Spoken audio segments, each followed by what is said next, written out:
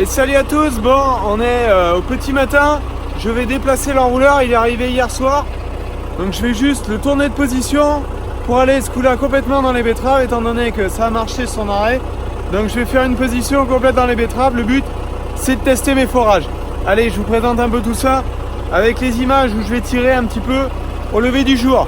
Il est 6h15, donc ça fait un petit peu frais, ça fait 1 mm 8 cette nuit. Donc c'est bizarre, ils annonçaient pas d'eau, mais le fait d'avoir sorti l'enrouleur hier, ça fait venir un petit peu de pluie, bon, pourvu que ça dure. Allez, je vous présente tout ça dans la vidéo.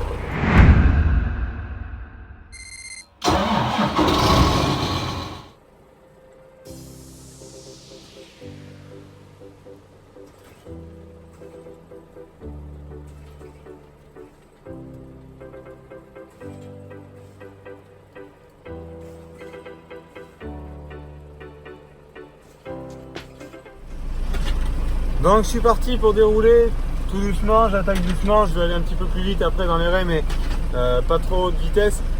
Je suis en train de dérouler dans un passage de Pulvé, je sais pas si vous voyez devant, une année normale, les deux raies sous les roues finissent par dépérir en betterave et là elles sont toujours présentes. Mais là j'essaye de tirer à cheval que le tuyau se retrouve sur une trace de roue derrière du pulver. Alors là vous en rendez pas compte parce qu'il y a les traces de roue du tracteur comme je passe pour faire 2-3 positions parce que je sais pas si j'en ferai beaucoup plus. J'ai pas voulu mettre les roues étroites, donc voilà. Allez, on va finir de tirer l'enrouleur.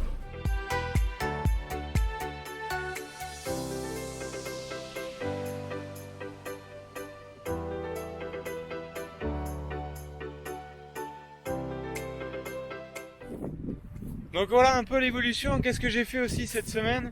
Donc je vais vous parler de l'irrigation, j'ai encore des soucis dessus mais je vais vous expliquer tout ça après. Comme vous pouvez le voir derrière moi, on a réalisé l'ensilage donc sur la parcelle la plus proche de l'exploitation. Donc ensilage qui a été récupéré donc, par mon cousin, mais on en a fait un petit peu plus haut aussi dans des parcelles séchantes, une partie de parcelles séchantes qu'on a fait ensiler là où il y avait très peu de grains et c'était pas opportun de le ramasser en maïs grain. Donc ça a été fait, ça nous a occupé une journée ici sur l'ensilage et après donc j'ai travaillé encore sur les tuyaux de la trémie frontale pour le 6R, mais ça je vais vous présenter juste après. On va simplement aller à l'irrigation, à mon souci que j'ai encore. Je fais bien de mettre en route, enfin d'essayer de mettre en route cette année parce que même si je vais pas apporter un gros bénéfice sur les cultures, je vais avoir balayé toutes les pannes potentielles pour l'année prochaine et pouvoir, je l'espère, travailler plus sereinement l'année prochaine en ayant en plus testé mes forages. Parce que même si j'ai des pannes, ça me permet quand même de tester les forages et de sortir de l'eau de ces derniers. Donc je vais voir juste mon petit souci encore sur le réseau.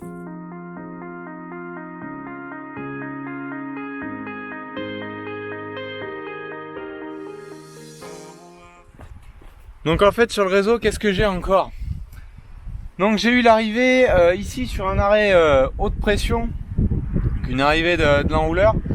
C'est venu déconnecter un petit peu le joint sur le réseau de départ ici qui est un 140 sur ce tuyau blanc et ça m'a décalé aussi un petit peu toute la croix là. C'est pour ça qu'on l'a retiré, recalé, dévissé les brides et remis en phase. Donc ça on l'a fait, on a réparé, on était tout bon, on a refermé et une autre fuite a survenu sur le réseau d'arrivée des forages juste en dessous. Vous voyez le deuxième T, enfin le deuxième coude en fonte bleue là. Le tuyau là s'est déconnecté un peu, sauf que le problème c'est que la conduite elle passe dessous là et elle est pas jointe. Il va falloir qu'on coupe la conduite et qu'on rapièce les deux morceaux pour pouvoir effectuer cette réparation. Donc on a perdu en gros encore une journée sur ce point là et on tourne pas là. Donc c'est assez problématique. Mais j'ai testé encore un petit peu tout ce qui est enrouleur, les arrêts et tout. Donc on peaufine des choses, mais de ce côté-là, l'enrouleur a l'air de marcher, la réparation a fonctionné. Donc là je l'ai tiré dans les betteraves, comme vous avez pu le voir au début de la vidéo. J'ai pas pu le mettre en route convenablement, mais il est en route de ce côté-là. Je vous ferai voir, je l'espère, assez vite, le test plus poussé du réseau et l'enrouleur en train de travailler avec des images au drone. J'essaierai de vous faire ça un peu plus propre pour la semaine prochaine ou la suivante. J'arrête d'essayer de tenir des délais sur l'irrigation parce que c'est franchement très compliqué. Maintenant, je vais aller vous faire voir un petit peu ce que j'ai fait sur la trémie frontale, pour la trémie frontale, sur le 6R, son tuyau, je vous l'avais présenté, que j'avais commencé. Je vais aller vous présenter tout ça.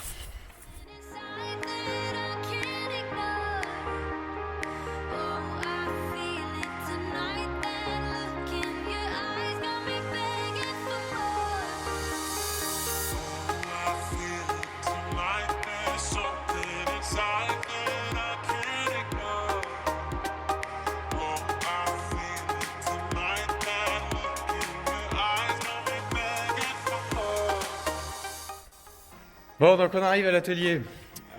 Donc ici, le 6R. J'ai su s'il y a eu un petit peu de vent dehors, je sais pas, je teste une nouvelle chose. Je suis en train de filmer avec l'Osmo Pocket le retour sur le téléphone et un micro Rode dessus. Je pense que ça doit être beaucoup plus propre en termes d'image, de stabilité, parce que vous voyez là. Et au niveau du son, parce qu'il y avait beaucoup de vent dehors, je pense que vous l'avez un petit peu écouté sur la vidéo, mais beaucoup moins que les vidéos passées que j'ai pu faire. Bon, si on en revient sur le 6R, donc je suis allé lui refaire un tuyau, un peu sous le même format que celui du 8R, mais j'ai pas pu le mettre celui du 8R, il fait 5,20 m de long, celui-là fait que 4,20 m, donc il y a quand même 1 mètre de différence de longueur de tracteur, donc j'arrivais pas à le gérer, sachant qu'il a les bras de relevage relativement courts. L'autre tuyau serait allé toucher à l'avant ici sur la trémie frontale, et à l'arrière il aurait été trop reculé aussi, parce que je sais pas si vous voyez, donc derrière, où il arrive, simplement là, quand j'ai le smore monograine, le traceur serait arrivé dans l'axe des tuyaux, donc ça aurait été problématique ici. Donc tuyaux sous le même moule, simplement les accroches qui sont pas les mêmes. Donc je suis revenu, donc ça, j'avais mes accroches déjà de fait avec l'ancien tuyau, je suis juste revenu faire.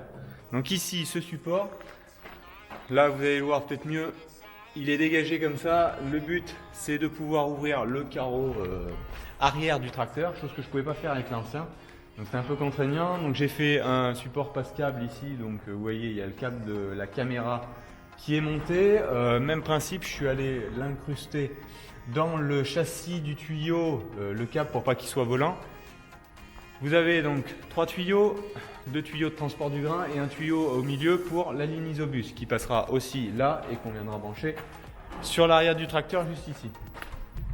Donc ça, c'est un peu le même principe et fixation avant, j'ai repris également la fixation que j'avais, même ces supports, mais donc j'ai simplement refait le support arrière derrière la cabine plus le tuyau complet. Donc là, vous voyez le câble de la caméra qui arrive ici. Je suis allé faire donc le support là qui restera en fixe, qui est boulonné mais qui restera, donc qui fait le marche, le stop and go des doseurs de la trémie électrique. Donc vous voyez là, quand le relevage est relevé, il déclenche le capteur.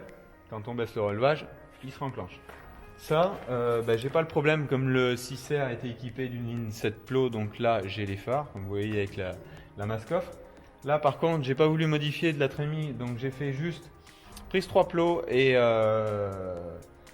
une interface prise 3 plots, prise 7 broches pour mettre les phares de travail de la trémie et tout ce qui est de l'hydraulique, l'entraînement de la turbine se trouve ici, donc le plus et le retour libre de ce côté là. Donc voilà, donc lui comme ça est tout équipé. Quand on aura les semis d'automne qui vont arriver, on pourra semer au combiné avec le 6R bien sûr, c'était le but, de ne pas changer de tracteur. J'ai bien entendu gardé mon ensemble herse rotative et rampe de semis qui m'allait très bien en Amazon, donc j'ai juste changé ma trémie frontale. Mais je vais vous expliquer ça juste après. Trémie frontale double mais simple tête de distribution, je vais simplement mettre un Y à la sortie des 2 tuyaux. Le but des doubles trémies, c'est de pouvoir, si je voulais, mettre de la fertie en même temps que je sème un blé par exemple. Donc ce que je vous ai expliqué ici, pourquoi la DF2 aussi, donc c'est ce traceur là qui pose problème par rapport à l'attelage. Si les tuyaux s'étaient sortis beaucoup plus derrière, il aurait tapé dans le traceur. Et là par contre, autant sur le 750A je vais m'en passer, autant sur le smart monograine je les garde absolument.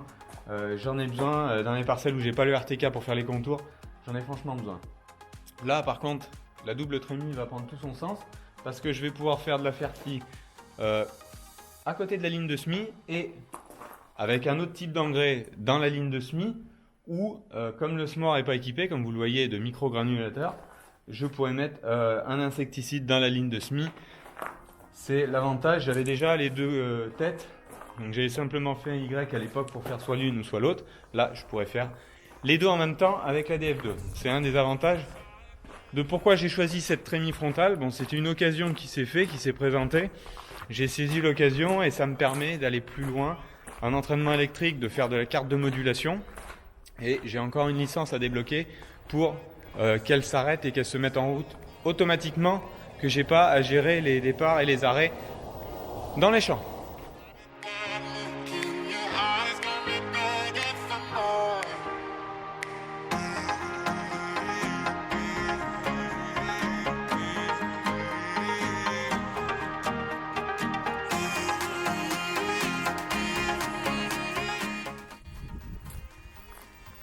Donc, le 8R, je l'avais sorti de l'atelier pour avoir la plage justement pour travailler sur le 6R. Là, donc oui, lui, l'éclairage, donc veilleuse clignotant sur l'avant, donc va rester en fixe. Simplement cette partie-là noire, comme vous voyez, elle peut se lever. Donc là, elle se lève pas bien sûr parce que la peinture a dû catonner un peu. Non, mais vous voyez que ça bouge. Donc cette partie-là, je peux la incruster sur le tuyau et ça s'enlève tout. Donc les prises hydrauliques et tout partent avec le tuyau de la trémie frontale. Donc lui, il est fini, c'est opérationnel, tout marche comme je vous avais fait voir dans la dernière vidéo. Donc l'éclairage et tout.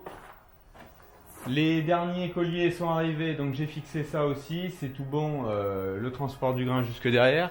L'avantage, j'avais aussi deux râpes du PUL, là, du tuyau souple, que je suis venu mettre sur la tirette là. Donc si je veux vidanger ma trémie avant de 750, vous voyez, elle sort là, ça gêne pas, ça c'est un tuyau souple, ça me permet de vider sur des seaux ou des sacs de vin de façon relativement simple. À l'arrière, il est juste là, je sais pas si vous voyez, mais c'est assez simple à mettre aussi. Et là, l'avantage, c'est comme j'avais rouvert, le 750 était comme devant là, il avait une tôle comme ça, donc je l'avais rouvert avec du carré renforcé ici, donc pour avoir beaucoup plus d'accès. Donc de ce côté-là, on est tout bon aussi.